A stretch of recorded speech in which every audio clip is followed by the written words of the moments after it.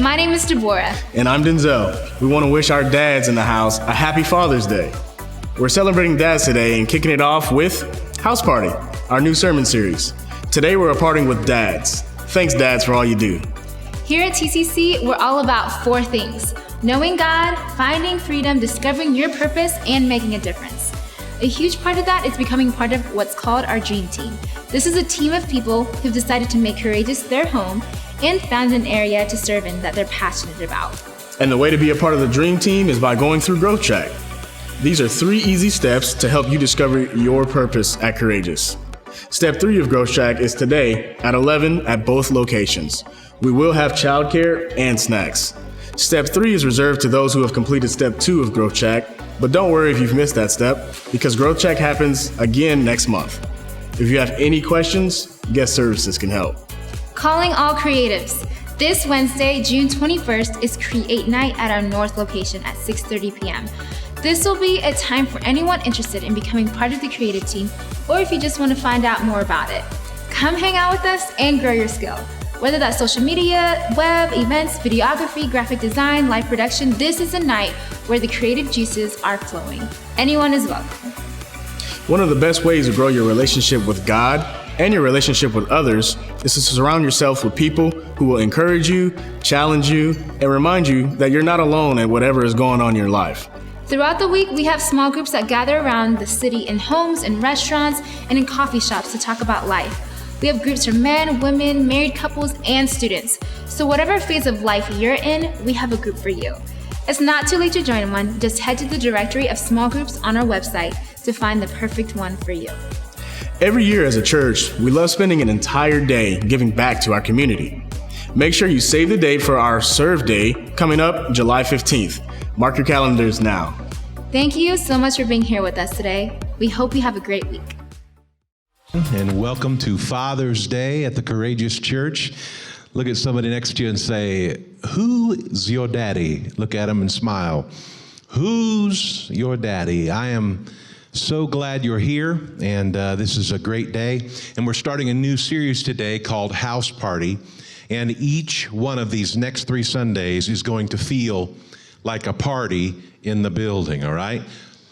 This is important. This is something that I really feel passionate about. God's house is supposed to be a place of celebration, but so many expressions of the church they're joyless. And that's kind of been the heart that has caused me to want to stop, collaborate, and listen. No, it's caused me to want to stop everything that I've been talking about and just let everybody know that what we're doing and what this is about is an expression of joy. Doesn't that sound good? Somebody clap your hands about that. An expression of joy. That's what we want. And so today I want you to know that at the end of this service, we're going to be receiving a special missions offering that will benefit the team that's leaving very, very soon to go to the Dominican Republic. We're building so many things there. We're doing medical clinics around the city, and everything that we receive above our normal budget, we're gonna push that right into missions. So I'd encourage you to give generously today so that we could benefit and help some of our friends in the Dominican. So to get this started, I'm going to talk to you today about being real, because there's nothing worse than a fake party. We're going to go to Luke 15 and start with verse 11. I'm going to read a little bit of it to you, and I want you to pay attention to this story. This is where Jesus is teaching, and Jesus teaches with stories here because he's trying not to convey facts, because this is a made-up story, most likely. It's a parable. But what he's trying to convey is heart. And what I'm trying to convey to you is heart that we should have, and how that heart should be one of celebration, okay? So Luke 15:11. Jesus continued, "There was a man who had 2 sons. The younger one said to his father, 'Father, give me my share of the estate.' So he divided his property between them." Like the son's basically saying, "I'm not happy with you dying in the future. I wish you were dead now so I could have my money. Dad better have my money." And so this is a kind of a bad thing to do if you're a kid. He kind of was taking a move of selfishness here. Verse 13, "Not long after that, the younger son got together all he had. He set off for a distant country, and there squandered his wealth in wild living. And after he had spent everything, there was a severe famine in that whole country. and he began to be in need. So he went and hired himself out to a citizen of the country who sent him to his fields to feed pigs. Nice. He longed to fill his stomach with the pods that the pigs were eating, but no one gave him anything. When he came to his senses, this is important because there is fun in living away from the Father's house or away from God, but it's only for a short time. Like fun that has to do with sin is short-lived. It's fake fun. Real joy comes from being right with God and being right with your Father. And when he came to his senses, he said, how many of my father's hired servants have food to spare, and here I am starving to death? I'll set out and go back to my father and say to him, Father, I have sinned against heaven and against you. I am no longer worthy to be called your son. Make me like one of your hired servants. So he got up and went to his father, but while he was still a long way off, he's coming home. He is not in the best of shape. He's probably emaciated. He's full of shame. And the story says here, while the son was a long way off, his father saw him and was filled with compassion for him, and he ran. Say, ran. This was not something that he had to be convinced to do. He was overflowing with expectation and enthusiasm for the return of his son. He threw his arms around his son and he kissed him, and he said, the son said to him, Father, I have sinned against heaven and against you. I am no longer worthy to be called your son. But the father, he ignored that. He said to the servants, quick, hey, chop, chop. Bring me the best robe and put it on him. Put a ring on his finger and put sandals on his feet. Bring the fatted calf and kill it. Let's have a feast and have a house party. Celebrate. Let's celebrate, for this son of mine was dead and is alive again. He was lost and is found. So they began to, say it with me, celebrate. They began to celebrate. They began to have a house party. Why did I read that story in its entirety? Because that is what happens here every week. When I talk to the people in this church that welcome folks in the house, I tell them this story. And I tell them, when people come here, I want them to be received like this wayward son was. We're waiting for you. We're excited for you to be here. And we're going to run to meet you. And it's going to feel like a party. That's what we want. Okay? And so this is important. And this is something that I think is important for us right now, because that lost son got real with himself and his situation. And when he came home, he came to a house that was ready to celebrate him. He came home to a place where people were waiting on him, where people were expecting him. That's what we want people to experience. When they come to God's house, it's like, oh my God, look around. Oh, I'm so shocked. We got visitors today for the first time. Oh, you're here for the first time? Well, come on up to the front and why don't you sing a song and say hi? Ah!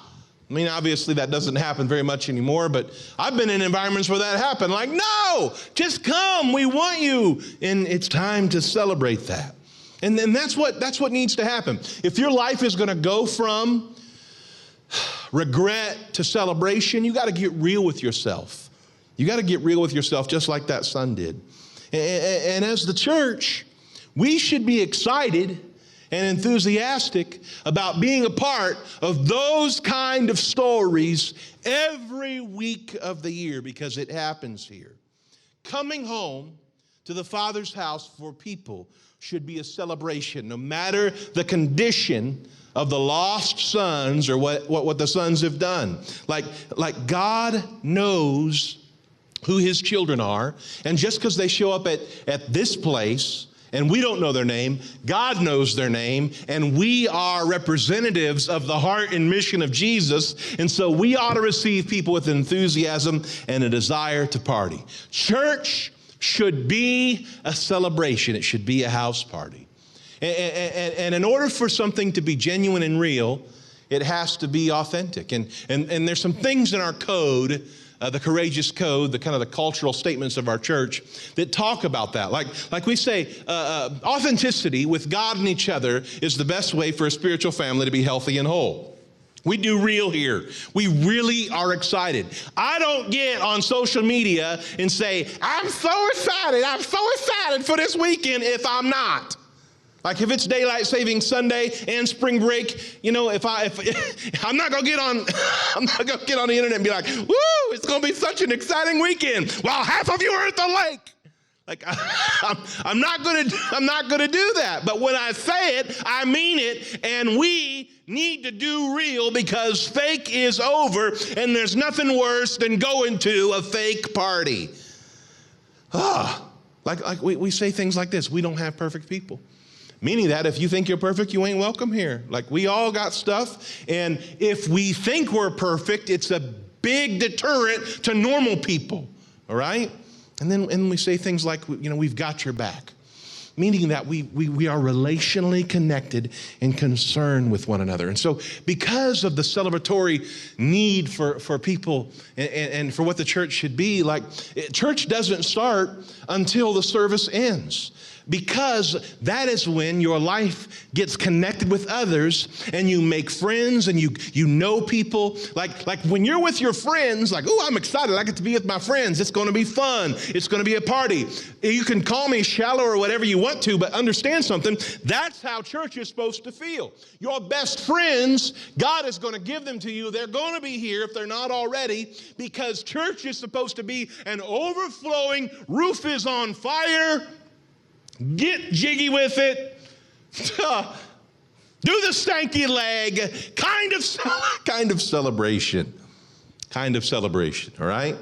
And so people don't want a friendly church. They want friends. There is a need for our hearts to be real. Like what I love is the enthusiasm that was here in our church on Wednesday when Mitch and Eli and Brandon spoke at our first Wednesday. That energy and enthusiasm of the church was almost like it was pushing them, like we're invested in you. We're excited about this. My face is smiling. I'm ready. Bring it. I don't care what you say. I love you. Like that kind of thing. That's what we need in God's house. Like I'm reminded of when the days of our church, when we had so many less friends that came here, and we had so many less things to celebrate than what we have now. I remember two guys in our church, Chad and Mark, who lead areas of our church now. And there wasn't a whole lot to celebrate. And they were both serving. They were much younger at the time, serving as ushers. But when the music would start, they'd be in the back of the room, or they'd be out in the foyer greeting people, and they'd dance and they'd have a good time.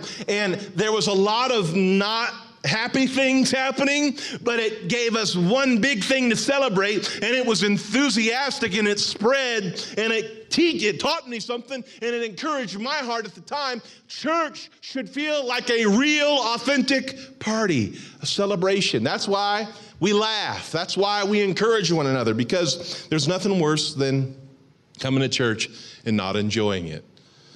Nothing worse than coming home to the Father's house and being like, why am I here? Nothing worse than that, all right? And so in order for that son to get right with the father in the story and come home to the celebration, that's something we need to get in our minds, and here's how that happens. To get right with God, you have to get real with God. To get right with God, you have to get real with God. And people, come here and I'm thankful for that. They're like, man, I love this church so much. I can't believe what I found here. This is so, it just feels so, and it's kind of like, you don't want to say it, but you end up saying it. It feels so real. It feels so real. And I love that. I'm so thankful for that. It hasn't always been that way. Well, how many of you came here and thought, I'm coming back because it seems real? There's all kinds of different people. It's just raise your hand. Now, you can put your hands down. For those of you who didn't raise your hands, I know why. You said that you come for the amazing preaching, don't you? Yes, I know it. You come for the amazing preaching, and trust me, that's not a wrong answer, and we appreciate that as well. So let's talk about real. Let's talk about being authentic. There's reality TV, and that's kind of not real. It's kind of like real-ish. Like real-ish, because you got the naked and afraid guys that who knows what they're doing, but they act like they're on the edge of death, surrounded by a 15-man camera crew with air-conditioned trailers around them. That's not very real. Or like the Kardashian stuff. Of course, the Kardashian stuff is real. is real bad. Come on, somebody, it's real bad. It's real bad. I don't particularly like reality TV, but like on social media then, we throw out like, hey, just having a great time with my friends here at the park.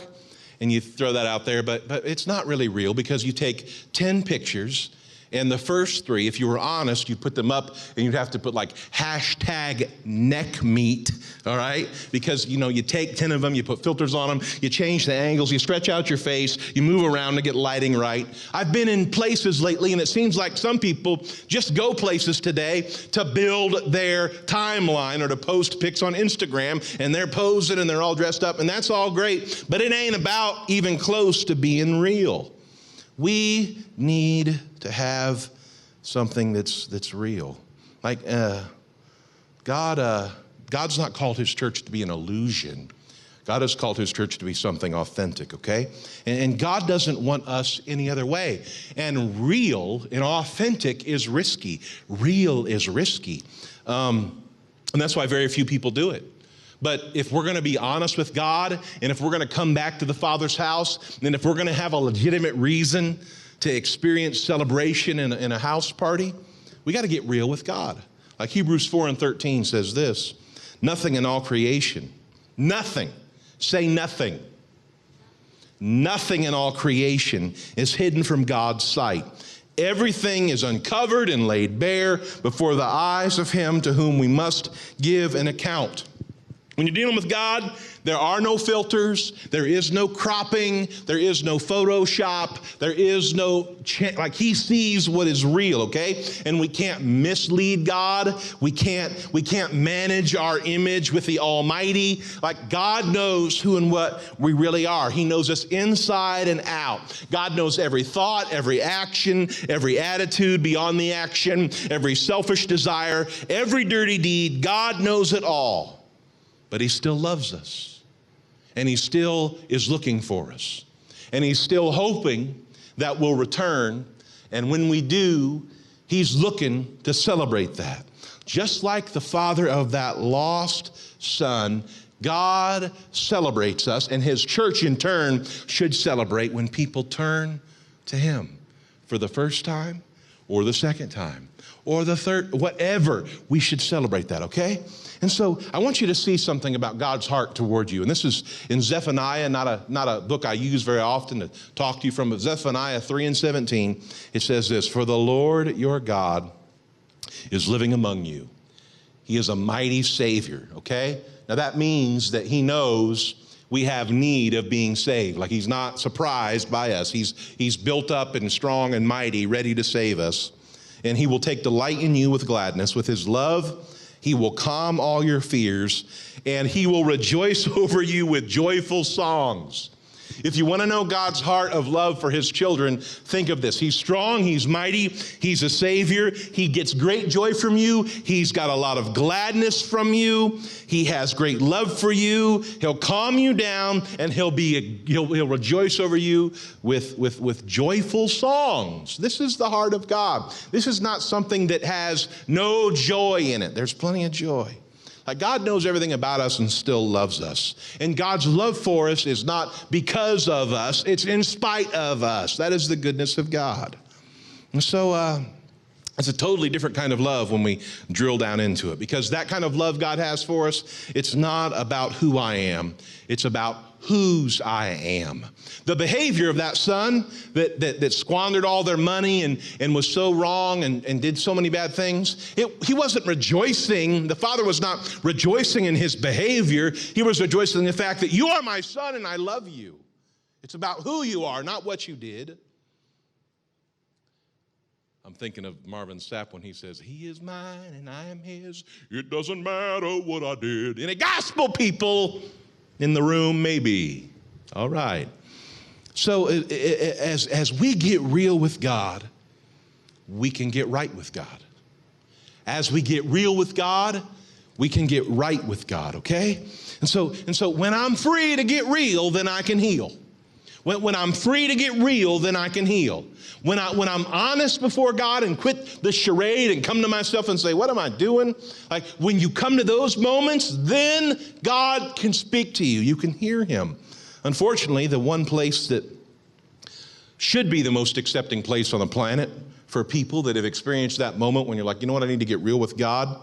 Many times, and that is the church, many times it's turned into a country club for Christians rather than a rehab for recovering sinners.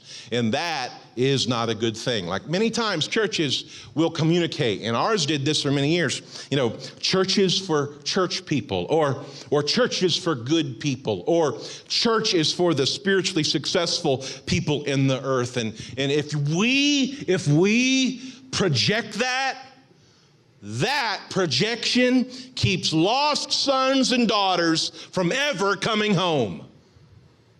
People are looking for grace, whether they know it or not. And so the church is not a secret society. The church is not a country club for Christians. The church is a rehab for lost sinners. We don't have secret handshakes and secret language and all this. Like we don't do life differently at church than we do everywhere else. Like you don't come to church and I've experienced this where you come to church and it's totally inauthentic and people speak like a different language. Like outside of work, maybe you're a plumber, or you work construction, or you're an insurance agent or whatever. It's like, hey, what's up, man? How's it going? You have a good week? Yeah, man, all good, doing good. Great. How's your wife? She doing good? Yeah, bro, she's doing great. Totally good. Same two people come to church, all right? Like, morning, brother. How artist thou? Ah, thee is fineth. Well, how artist thine? Well, what, hold on, what just happened? You were normal on the outside, but you come to church and you turn into pirates. You speak pirate language. How does that work? Like, we can't do that. Like, people can't turn into pirates with their language when they come to church. We don't do insider language. We don't sing songs with words in them that people don't understand. This is something important because real is important. And real, and that authenticity gives us the reason to party. Like when people pray in church, many times it's time to pray, and they adopt the pirate language, but they also do the James Earl Jones, and they drop their voice 5 or 6 octaves. Great God of the universe, good Lord of heaven, dear Father God, Lord, thou artest God, and thou sittest upon thine creation with all similitude and divine concupiscence with circumspectedness. Everything was normal, and then you became a Star Wars character. You dropped your voice. You're a pirate. You're a Star Wars character. You ain't real, and fake is over, and fake doesn't get to celebrate. This is important to us. Or like, you know, you go to the secret society and they all dress the same. There's a dress code, and you got to have go-to-meeting clothes. Put on your go-to-meeting clothes. It's Sunday. It's Sunday. And actually, the Bible says in the book of Second Imaginations, put that up for us, Second Imaginations 3 and 7, thou mayest wear jeans all week, but on the Lord's day, thou must be uncomfortable in church, saith the Lord of hosts. That's in Second Imaginations 3 and 7. That ain't in the Bible. Quit looking for it. When's the last time you drove down Highway 60 and someone's walking along Highway 60? When's the last time you drove down I-44 or Kearney Street and people walking around in full suits and ties with corduroy jackets? Like, it's just not normal. And if we push that on people, they're like, you know what? I don't know. I think this is weird. Like you can't go to church and it looks like the Great Gatsby, okay? It has to be real. It has to be authentic. And God, I think all that extra keeps us from God. Like 1 Samuel 16 and 7, the last part says, the Lord does not look at the things people look at. People look at the outward appearance, but the Lord looks at the heart. He's saying, I want to get real with you. I'm looking at what's real. You're not going to impress me with fake. It's not going to be a thing. Like if you want to make Jesus mad, be a phony. Because over and over again in the scripture, the only times Jesus got mad at people was when they were phonies. If you want to put a smile on God's face, be real. And so, when you walk in this house, let God know I'm not here to put on a show. I'm here to grow. Oh, yeah. Let God know when you walk through this door, I'm not here to put on a show. I'm here to grow. I have need of God. I'm thankful to be here. I know that I'm not perfect. I know that God's forgiven me. That's good enough, and I'm willing to help you along the way. And so, if we're going to brag about something, don't brag about how great you can pray, how churchy your language is, how crazy, amazing you dress to intimidate everyone. Like, none of that. As believers, we're not supposed to brag and celebrate about anything but Jesus. I celebrate the fact that Jesus saved me.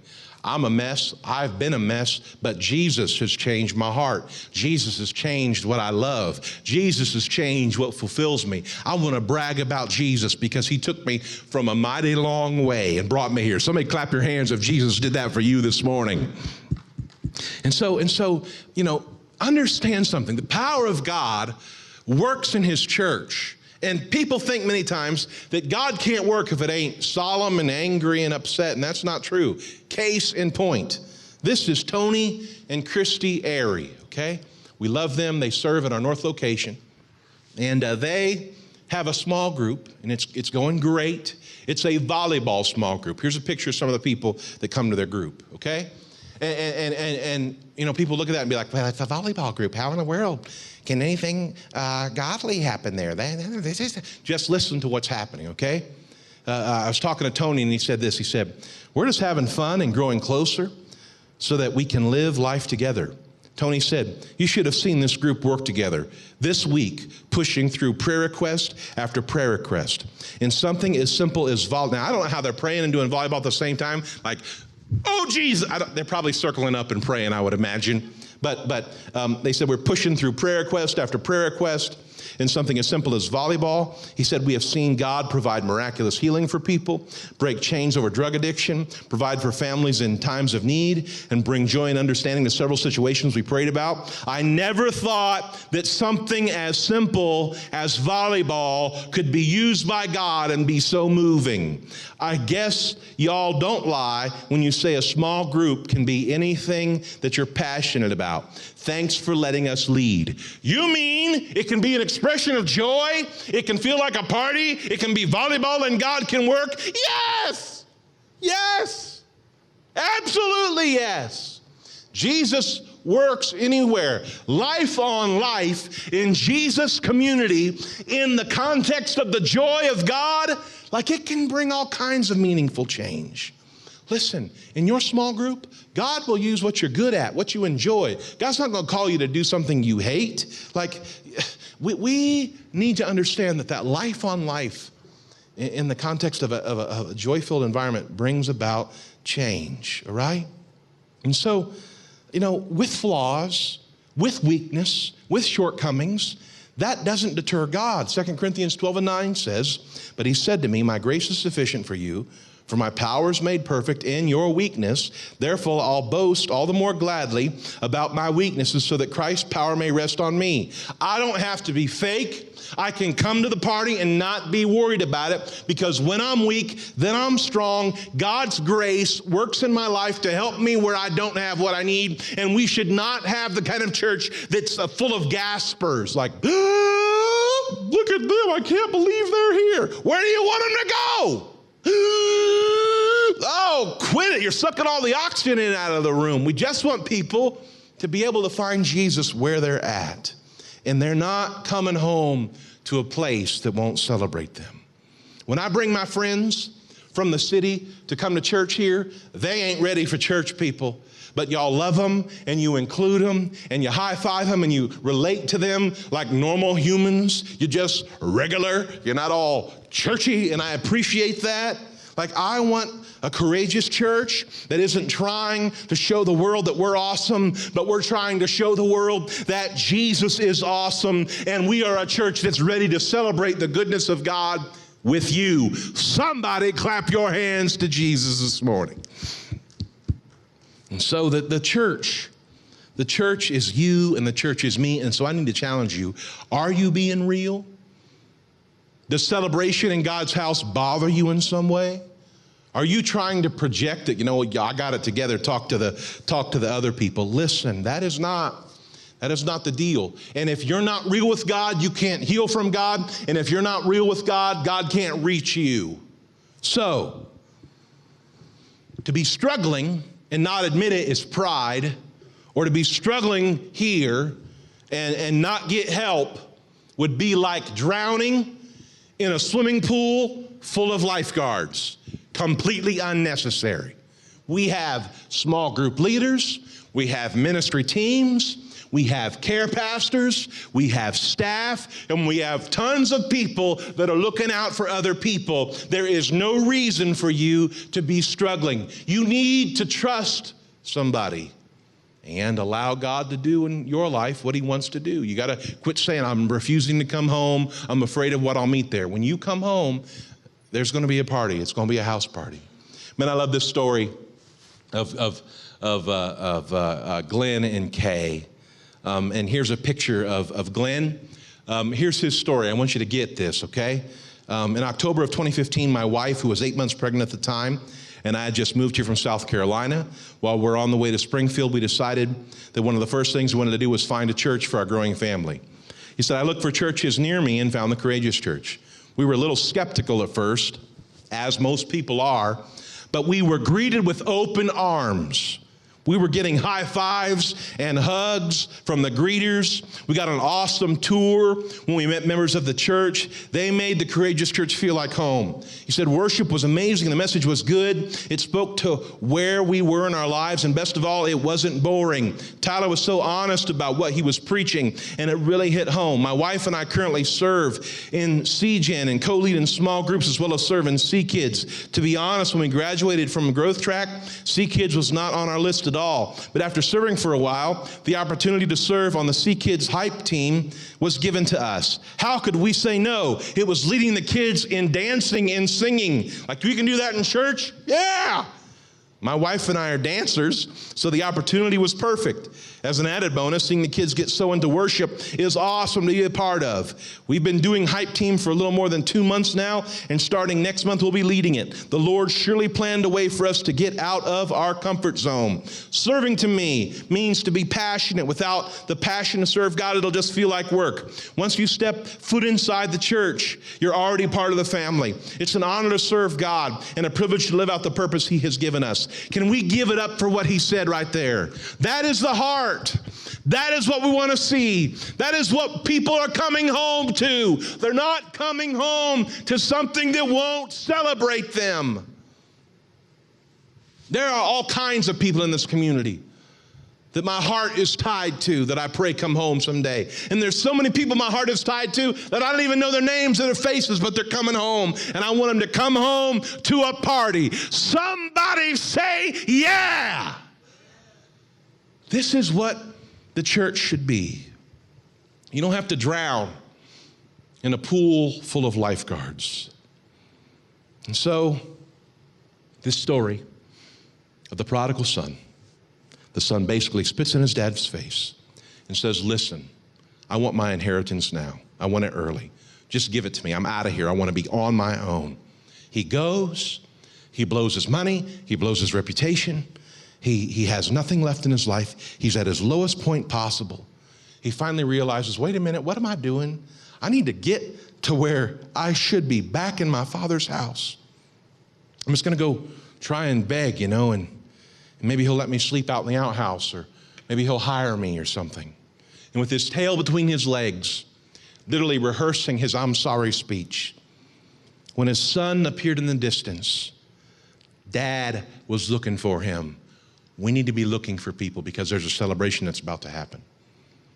And he got off the porch and he ran to his son and grabbed him and hugged him and put a ring on his finger and a robe around him. We're not going to start doing that, but we do want to roll out the red carpet for people. Fire up the grill. Get some hamburgers and bratwurst. My son is found. It doesn't get any more real than that, folks. That's the love of the Father for His lost kids. That's what the love of the Father for his lost kids look like. That's what the love of God toward you looks like. That's what the heart of this church should look like for people that come. We love you, we want you, and we are going to celebrate you. It's time to have a party. And I was that kid. Like, I remember I didn't want anything to do with God or the Bible or church or any of that. And at 15 years old, I found myself on a Sunday night coming to a new environment. The people loved me and had no reason to love me. And I was sitting there one night and God got a hold of my heart, and I had no intentions of ever changing anything about myself, but Jesus changed my heart. I'll never forget that night, because it was like, I've never forgot about you. Come home. And I can't explain to you the joy that God has put in my life since that point. We've all been that person. We've all been that kid. We've all broke God's heart. But we also need to know that no matter how far we've gone away from God, when he sees us coming home, he doesn't run from us, he runs to us. And when he embraces us, he invites us to become the centerpiece of the party that he's throwing. Understand something. God celebrates you. God is not mad at you. He is mad about you. God is not angry at you. He is crazy about you. He loves you.